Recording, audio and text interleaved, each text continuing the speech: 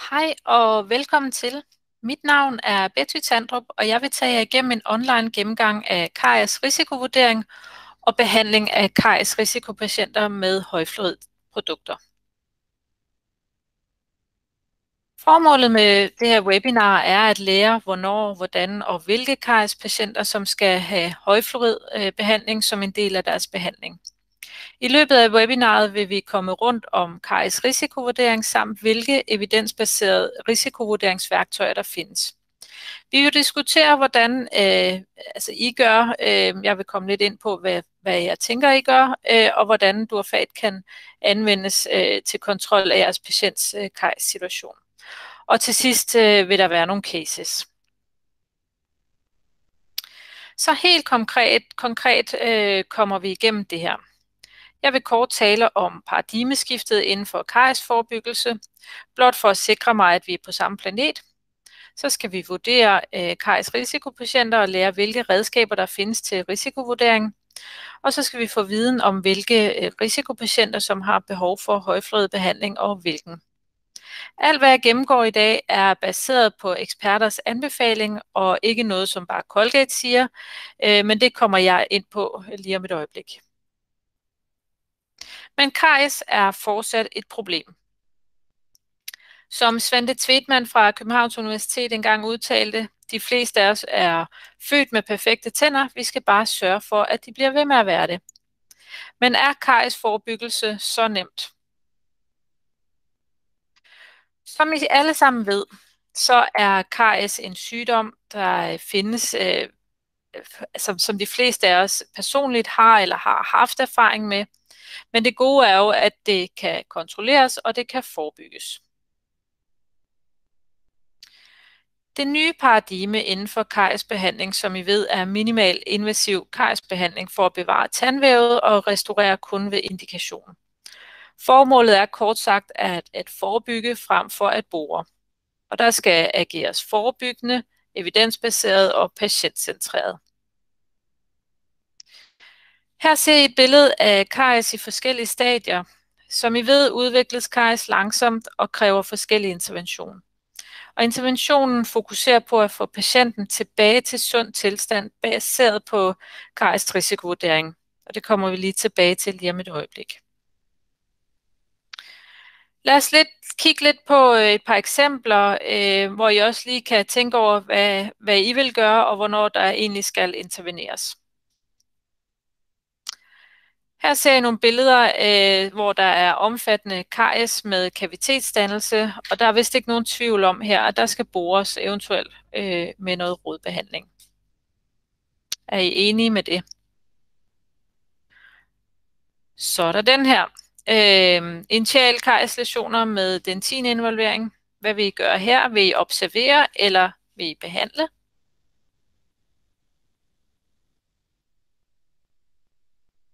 Og så er der den her. Den sidste, det er initiale CARIES-læsioner i emaljen. Hvad gør I her? Observerer I, eller behandler I? Så hvordan og hvornår initiale CARIES-læsioner bør behandles, og på hvilket grundlag beslutter vi, om vi skal observere eller behandle. For at træffe den beslutning er det nødvendigt at lave en risikovurdering. Og en risikovurdering, jamen der skal man forudse risikoen for progression af CARIES-læsionen. Man skal indlede den passende intervention på det rigtige CARIES-stadie, og så skal man beslutte indkaldelsesintervallet. Sundhedsstyrelsen har lavet kliniske retningslinjer i forhold til fastlæggelse af intervaller mellem diagnostiske undersøgelser i tandplejen af regelmæssig tandpleje, som er med til at nedsætte risikofaktorer, nye sygdomstilfælde og sygdomsprogressionen. Jeg er sikker på, at I gør det her mange gange om dagen for at få informationer og vurdere, hvor bekymret du skal være for patientens situation. Du spørger ind til medicin, som kan give nedsat spytsekretion som bivirkning, om der er et stort sukkerindtag i løbet af dagen, om mundhygiejnen er i orden, om der er nogle initiale aktive CARIES-læsioner, er der noget seostomi, og så derudfra vurdere, om de er i lav, moderat eller i høj risiko. Og hvor bekymret du så er, påvirker din beslutning for behandling. En nyere survey viste, at tandlæger og tandplejere ofte selv kategoriserer ud fra risiko eller bekymring ud fra 3 kategorier. Om de er ikke bekymrede, jamen så er man generelt har man en god egen tandsundhed, og så skal de komme igen i klinikken efter 6 eller 12 måneder. Noget bekymret, så er der tegn på nogle tandsygdomme, som kan give flere problemer, hvis det ikke tages hånd om. Og meget bekymret, jamen, så er der tegn på, at der er nogle problemer, for eksempel noget karies eller tandkødsproblemer, og der vil man gerne se dem efter i hvert fald 3 måneder. Ja, og alt det her, det er jo noget, der typisk bare foregår i hovederne, og noget, I gør hver dag, kan man sige. Men lad os kigge på, hvordan I kan risikovurdere karies i dagligdagen på en lidt mere systematisk måde. Der findes flere internationale og evidensbaserede værktøjer og retningslinjer. Og jeg tænker, I kender måske nogle af dem, men lad os fremhæve nogle enkelte. Lad os starte med den her ICCMS er der. Det er nogle af de internationale, der findes.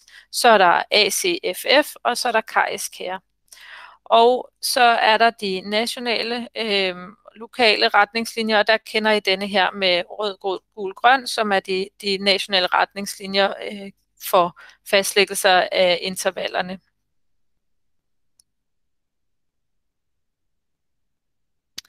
Men lad os starte med den her ICCMS, som er det her internationale værktøj. Og ICCMS står for International Caries Classification and Management System.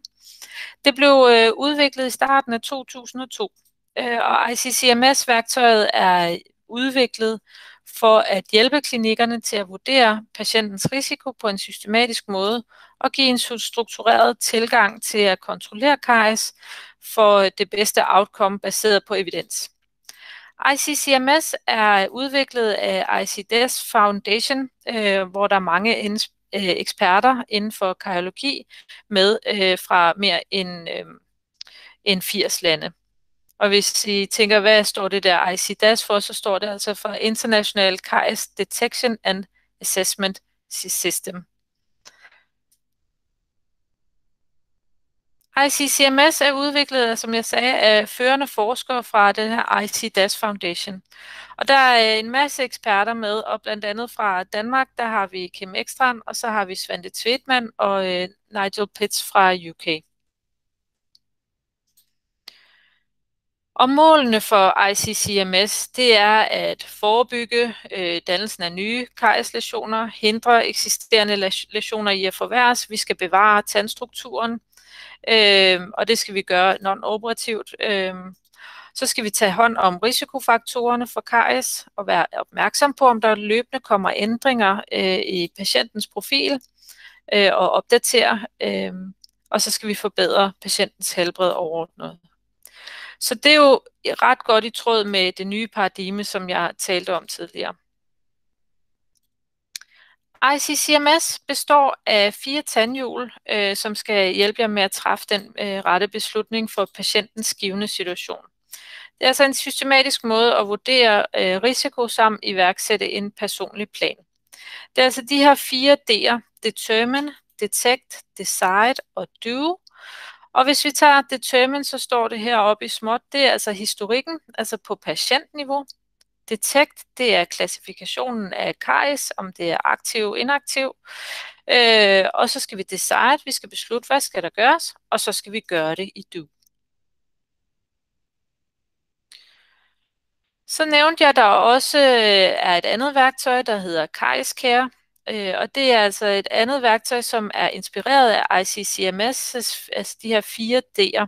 Men den er lige taget et skridt videre, hvor de simpelthen siger, at vi skal altså inddrage patienterne. Det er vigtigt, at det er et samarbejde. Og ud fra de her 2 værktøjer har vi udarbejdet værktøj til jer, som ser sådan her ud. ICCMS er altså blevet revurderet og opdateret, kombineret med Caries Care og samlet i det her risikovurderingsværktøj, som jeg vil gennemgå for jer nu. Det er altså en guide, som er baseret på evidensbaserede retningslinjer for risikovurdering af patienter, og herefter kunne tilrettelægge den nødvendige intervention og behandling. Guiden er ment som et værktøj, som I hurtigt kan slå op i og have en struktureret tilgang til vurderingen af KAIS. Vi har altså de her 4 steps. Fastlæg, altså der skal vi bestemme patientens risikoprofil, vurdere KAIS, bestem patientens KAIS-risikostatus, og så skal vi udarbejde en personlig plan for behandling. Lad os tage hver enkelt step for sig. Trin 1 er egentlig inddelt i 2 kategorier, den subjektive og objektive. Og den første her, det er, hvad skal vi fastlægge? Det handler om at bestemme patientens risikoprofil ved først at se på de faktorer, der konstateres ud fra anamnesen og dialog. Og her kan det være, at I får at vide, at der er noget med noget stråling. Den er markeret med rød, fordi når den er markeret med rød, så betyder det, at de altid er i stor risiko. Så kan der være noget med dårlig tandhygiejne, I får at vide. Der kan være noget med kost og et stort sukkerindtag. Der kan være noget med eksponering af fluor eller mangel på samme. Der kan være noget socioøkonomisk, der spiller ind. Der kan være noget mundtørhed i forhold til medicin og sygdomme. Og så kan der være noget sygdomsrelateret tandeftersyn, der spiller ind her. Og stadig i trin 1 i fastlæg, jamen så kommer den kliniske undersøgelse. Der kigges i munden og kontrolleres for eventuelle orale risikofaktorer. Vi ved, at karieslotioner kombineret med tyk, klistret gammel plak er prædisponerende faktor for udvikling af karies. Det kan være, at der er overeksponering af rødoverflader eller restaureringer, som kan være årsag til ophobning af plak. Så kan det også være tegn på mundtørhed, eller der kan være det her puffa, som indikerer, at der kan være noget infektion. Og de 2, der er markeret her med rødt, betyder igen, at man skal være ekstra opmærksom på dem, og de ryger hurtigt ind i den her høj risikokategori, og derfor er de markeret med rød. Så bruger vi fundene fra det patienten fortæller og kombinerer med det vi finder intraoralt til at bestemme risikoprofilen. Om patienten er i høj, moderat eller lav risiko for at udvikle karies. Nogle risikofaktorer gør man automatisk ryger i høj kategori. For eksempel, som jeg nævnte, strålepatienter. De er altid i rød kategori. Men dem, der står hernede i den røde boks, det er dem, man skal være ekstra opmærksom på, at de kan potentielt være i høj risiko. Det kan være noget mundtørhed, det kan være noget utilstrækkelig mundhygiejne, det kan være fluorid, og det kan være snacking.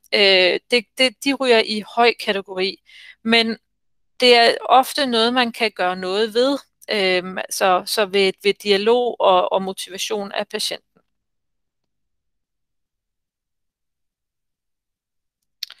Så går vi videre til punkt 2, som er vurdere. Her skal karies vurderes ved en visuel undersøgelse, og det kender I jo masser til. Men ICCMS arbejder med de her koder, der hedder 0 til 6. Og i dansk kontekst, der arbejdes der med superficielle medier profunde karies, og altså ikke det her kodesystem, men tanken er jo egentlig det samme. Vi skal altså se i munden og vurdere, om der skal foretages behandling eller forebyggelse.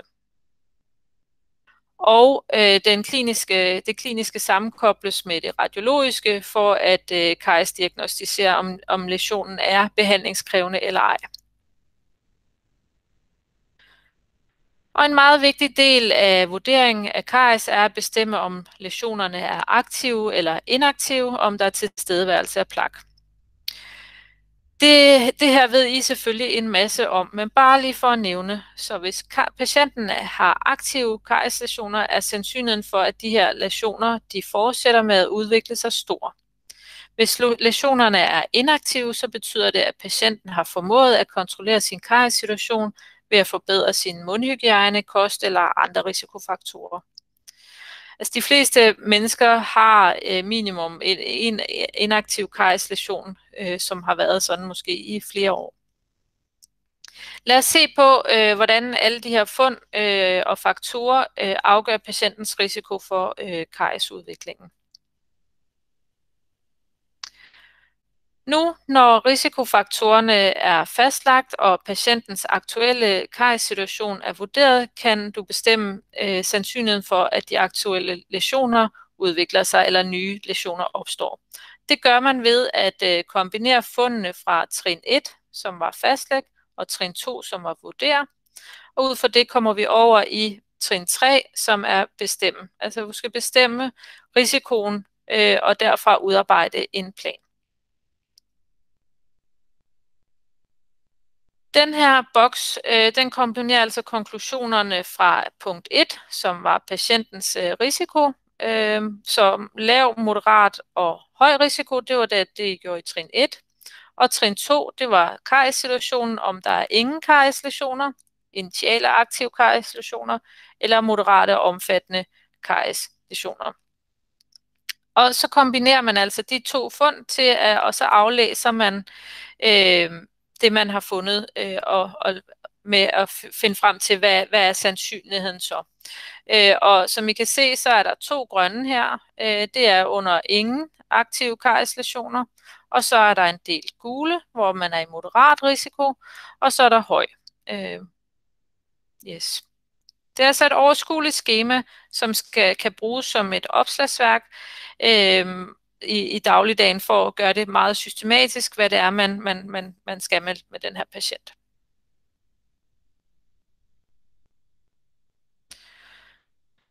Som en del af punkt 3, altså det her bestem, skal vi ud fra patientens risikoprofil afgøre den kliniske intervention. Og her er altså, hvad eksperterne i ICCMS anbefaler for alle risikoprofilerne.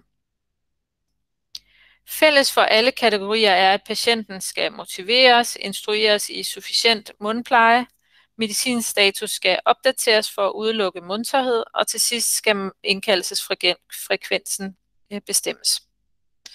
Interventionen her deles det op i hjemme og i klinikken, og for den grønne profil, der er det tilstrækkeligt med en almindelig tandpasta på 1450 ppm fluorid 2 gange dagligt. Og for de gule og de røde anbefaler eksperterne, at de skal have yderligere fluorideksponering, at der er behov for det, og derfor anbefaler de højfluorid tandpasta 3 gange dagligt til begge kategorier, eller fluorid mundskyld 2 gange dagligt. Mundskyld, kan man sige, er jo ikke noget, vi anbefaler så aktivt i Danmark, i hvert fald ikke endnu. Men den er med, fordi det er jo et internationalt værktøj, og det er det, eksperterne anbefaler.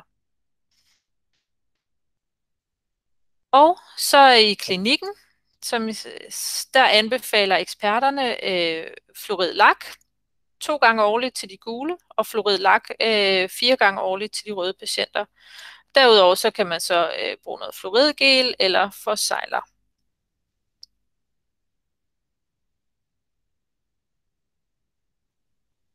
Lad os dykke lidt mere ned i de her gule og røde. Sammen med patienten så skal der udarbejdes en plan for, hvordan tilstanden skal gribes an. Det inddeles i, hvordan du som behandler, hvad du skal gøre, og hvad patienten skal gøre, og hvornår I skal ses igen. Og interventionen skal som sagt ses som et samarbejde mellem behandler og patient. Hvad ICCMS foreslår, at du gør, det er altså det her. Det er altså, hvad du gør i klinikken. Du skal motivere, instruere i bedre mundhygiejne, kostvejlede og medicinvejlede. Men motivationen kan altså ikke stå alene. Der skal lakeres med lak for begge kategorier, hver 3. måned for den røde og hver 6. måned for den gule. Og så skal der ordineres højfluorid tandpasta til begge kategorier. Målet med det her er, at patienten skal have mere fluorid. Der skal Målet er ligesom at rykke dem fra den her høje eller moderate risiko til den grønne profil, altså lav risiko. Det er altså vigtigt, at du kommunikerer de her fund med din patient og inddrager dem i behandlingen, sådan så de ved, hvad der skal ske, og lægge vægt på, at det er altså et samarbejde. For jo mere du informerer, desto bedre compliance og sandsynligheden for, at patienten gør, som du anbefaler og følger dit råd. Det fører mig videre til næste slide. Hvad skal patienten gøre? Jamen, patienten skal være bedre til sin mundhygiejne og de anbefalinger, du kommer med. Begrænse sukkerindtag og eventuelt tage en dialog med lægen om, hvilken medicin, der kan give mundtørhed. Og så skal de børste deres tænder med højfluorid tandpasta og overholde indkaldelsesintervallet. Det sidste, vi skal gøre, er at afgøre, hvornår I skal se patienten igen. ICCMS anbefaler at tilpasse indkaldelserne efter patientens alder og risikoprofil, men der bruger I sikkert Sundhedsstyrelsens retningslinjer. For Sundhedsstyrelsen indførte i 2015, at alle klinikker skulle risikovurdere deres patienter for at bestemme indkaldelsesintervallet. Så det er jo meget godt relateret til de internationale guidelines. Og risikovurderingen kategoriserer patienterne i rød, gul og grøn kategori, og indkaldelsesfrekvensen bestemmes ud fra, hvilken risikogruppe patienten er i. Det fører mig videre til behandlingen med højfluoridprodukter.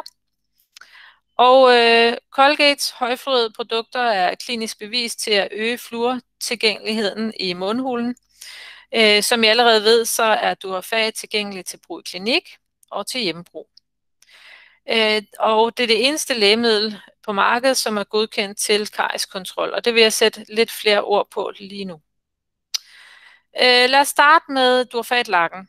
Duofag-lak er det eneste lægemiddel godkendt til kariesprofylakse. Der findes andre fluorid-lak-varianter, som ikke er lægemidler og som ikke har samme godkendelser. Det skal I blot være opmærksom på. Duofag-lak har ved applikation en gullig farve, som blegner kort efter applikationen. Vi bliver ofte spurgt i forhold til, hvornår man må indtage fødevarer efter applikationen.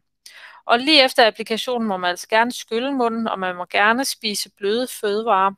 Men hårde fødevarer som æbler, gulerødder og også faktisk tandbørstning skal man vente med til efter 4 timer. For der er ret stor compliance ved lakken, og den fæstner sig til tanden lige med det samme. Lad os bevæge os videre til Duofag tandpasta til hjemmebrug. Her ses en graf, som viser sammenhængen mellem fluoridkoncentrationen hernede og kariesreduktionen i forhold til placebo. Og det man ser, det er, at for hver 1000 man går op, jamen så øges kariesreduktionen, og heroppe har vi Duofag tandpastaen. Der ses faktisk en reduktion på 12,7% per 1000 ppm fluorid, vi øger det med. Og når vi kommer op i Duofag tandpastaen, som er 5000 ppm, så giver det faktisk en 30-40% større kariesreduktion i forhold til en almindelig 1450 ppm fluorid. Duofag er indiceret til forebyggelse af karies hos voksne og unge fra 16 år og giver over tid en øget kariesforebyggende effekt. Og særligt for patienter i risiko, såsom de gule og røde patienter i det, jeg lige har gennemgået. Men man skal huske, at dosis er 3 gange daglig. Her ser I et udpluk af studier, der findes bag Duofag tandpastaen. For eksempel, at den giver kontrol med progression af rodkaries. Den giver altså 3 gange flere stoppede rodkarieslæsioner. Remineralisering, 2 gange flere rodkarieslæsioner. Den øger tilstedeværelsen af fluorid i spyttet over dagen, og reducering af initiale fissurkaries over blot 14 dage. Jeg vil lige fremhæve et af studierne, som er det her. Det viser fluoridindholdet i spyttet over dagen. Den nederste kurve her er 1450 ppm, og den øverste er Duafat tandpastaen over dagen. Og det man egentlig ser, det er, at spyttets fluoridindhold er højnet eller øget, og det viser også, at tandbørstning 3 gange dagligt giver mening, fordi at det er også det, der viser de her peaks, hvor vi når op og øger remineralisering. Og hvordan ser behandlingsplanen så ud? Bare lige sådan et samlet diagram eller skema, kan man kalde det. Herude i siden har I farvekoderne med lav, moderat og høj risiko, kombineret med, hvad var det med caries-statusen og risikofaktorerne på patientniveau. Og hvad er det så, vi kan behandle med? Jamen, det er til hjemmebrug og til klinikken, og så har I dem listet nedad her. Hvis I ikke allerede har opdaget det, så er Duafat kommet som en trepakningsløsning, og det er for at øge patientens compliance, så I sikrer, at de har nok tandpasta til næste gang, I skal se jeres patient. Samtidig er det den løsning, der er den billigste i forhold til enkelttuberne. Så overvej, hvornår du skal se din patient næste gang, om du har nok tandpasta til næste besøg, og udskriv, så de har nok. En tube svarer til cirka 1 måneds forbrug. Ved I også, at der er kommet et generisk produkt til Duafat tandpasta, som hedder Morningside Fluorid? Når I udskriver en recept på Duafat tandpasta, og patienten går på apoteket, bliver de tilbudt den billigste variant. Det varierer, hvilken en, der er den billigste, og prisforskellen er typisk et sted mellem 0,5 krone til 3 kroner. Og priserne ændrer sig hver 14. dag, så det er forskelligt, hvad for en, der er den billigste. I skal være opmærksom på, at Morningside Fluorid har en mere medicinsk bittersmag, som kan påvirke patientens compliance. Der er faktisk lavet et smagsstudie, hvor det var et blindt studie, og så patienten ikke vidste, hvad de fik, og skulle bagefter vurdere smagen. Og 76% af patienterne foretræk smagen af Duafat tandpasta sammenlignet med det generiske produkt. Og det I kan gøre, det er, at I kan notere på recepten, når I ordinerer Duafat, at det ikke må substitueres, og så sikrer I, at patienten får den variant, som I har bestemt, de skal have. Det fører mig videre til det sidste her, patientcases. Vi har en herre her, han får noget, han er 57 år gammel, han får noget Cipramil, altså noget antidepressiva. Han børster tænderne 2 gange dagligt med en 1450 ppm fluorid. Han spiser nogle sukkerholdige mellemmåltider, ellers så kommer han regelmæssigt til tandlægen. I trin 2, I vurderer, der finder I frem til, jamen der er noget hyposalivation, der er et plaqueindeks på 50%, og så er der nogle aktive initiale karieslæsioner. Så skal I finde frem til, ud fra skemaet her, om han er i lav, moderat eller i høj risiko, først her på patientniveau, og så hans kariessituation, om der er ingen aktive karieslæsioner, aktive initiale karieslæsioner eller moderate omfattende karieslæsioner. Og han er rød. Han er i høj sandsynlighed for, eller i høj risiko for dels at udvikle nye karieslæsioner, men også at de aktive karieslæsioner, der er der, de progredierer. Så skal I udarbejde planen, jamen han skal motiveres til og instrueres til bedre mundhygiejne. Der skal snakkes kost, der skal snakkes medicin, og så skal han til kontrol hver 3. måned. Han skal have appliceret LAK 4 gange årligt, og så skal han have udskrevet Duafat tandpasta, og det skal han bruge 3 gange dagen, og det skal han gøre indtil at han vurderes som ikke værende høj længere i risikoen. Så næste gang han kommer ind til klinikken, så skal han vurderes på ny og se om han har rykket sig fra at være i høj risiko.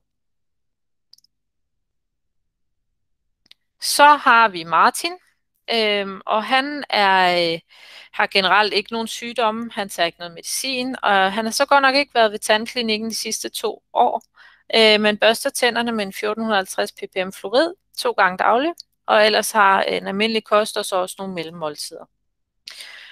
I trin 2, der finder I frem til, jamen der er normal spytsekretion. Han har et plakindeks på omkring 45%, og så har han nogle initiale aktive karislæsioner. Så tager vi skemaet frem igen. Patientrisikoen, jamen der skal I vurdere, om han er i lav, moderat eller i høj risiko. Og hans karies-situation, om han har aktive karies-læsioner, eller ingen aktive læsioner, eller moderat omfattende læsioner. Jeg giver jer lige et øjeblik til at vurdere, hvad I tænker, han er. Han er moderat sandsynlighed. Yes, og I skal udarbejde en plan. Han skal selvfølgelig også motiveres og instrueres, og han skal have lagt noget lak 2 gange årligt. Han skal have Durfat tandpasta 3 gange dagligt og i 3 måneder, indtil at han kommer ind igen, og så skal I revurdere ved næste tandeftersyn, om han skal have fortsæt med Durfaten, om han er blevet rykket til grøn profil, som er det, der er formålet. Og den sidste case har vi her, Karl. Jamen, han har ingen sygdomme og ingen medicin. Han bruger en almindelig tandpasta 2 gange dagligt og spiser almindelig kost. Og i vurderingstrin 2, der finder I frem til, at han har normal spytproduktion, lavt plakindeks og ingen læsioner. Og hvad vil I vurdere ham til? Han har en lille sandsynlighed. Han er grøn. Man skal selvfølgelig motivere ham i at fortsætte den gode mundhygiejne og de gode kostvaner, og så indkalde ham til næste eftersyn efter 6 til 12 måneder. Vi har lavet det her værktøj, som I kan rekvirere fra os, hvor alt det, jeg har gennemgået i korte træk, er samlet her. Og I kan tage fat i vores kollegaer, mine kollegaer, og I kan få en gennemgang af værktøjet på klinikken for jeres kollegaer, eventuelt som et frokostmøde, eller efter lukketid, hvornår det passer jer. Så har vi en hel masse patientbrochurer til rådighed, som I kan rekvirere.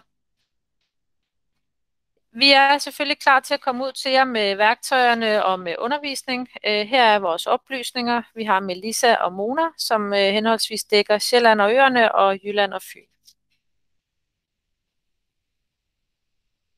En kort opsummering. Forebyggelse af karies bør startes tidligt for kontrol og behandling af initiale karieslæsioner. En god risikovurdering er essentiel for at finde frem til den rette og nødvendige intervention. Højfluorid behandling anbefales af eksperterne både til de gule og de røde patienter.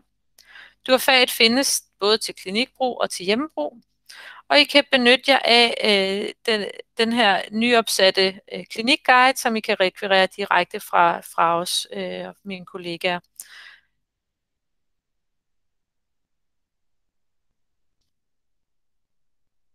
Lidt referencer. Hvis I vil læse mere om ICCMS, så har I et link her, som I kan gå ind og læse mere om. Og med det vil jeg sige tak for opmærksomheden.